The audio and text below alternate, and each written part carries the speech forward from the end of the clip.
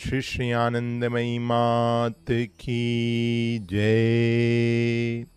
A newcomer, an elderly Brahmin by caste, related that he had been living in Haridwar for a number of years, devoting himself to spiritual practices and to satsang for the purpose of attaining to liberation. But in spite of all his efforts, he was disappointed to find that no real transformation had taken place. He wanted to know whether, if he was to die in his present condition, he would attain to liberation. Ma. If a person lives in a holy place in holy company, spending his days in sadhana, and in spite of this does not progress as he had hoped, it is due to his intention not being quite pure. This is the reason why, together with the good effects of what he is doing, undesirable things will crop up as well. The influence of the sacred place and satsang are bound to have a beneficial effect. But side by side with it, the results of one's bad karma have to be experienced. Karma will work itself out to the minutest detail.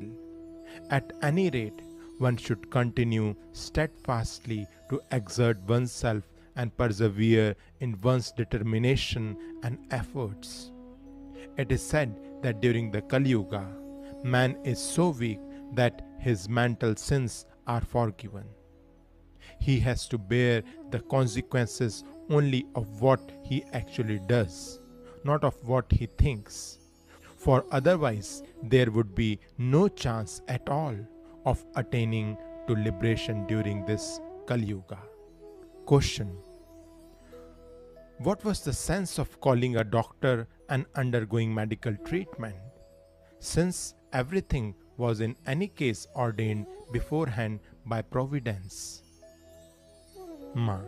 The fact of you consulting a doctor and submitting to medical treatment is also part of your fate. Unless you are fated to be cured, the doctor is helpless.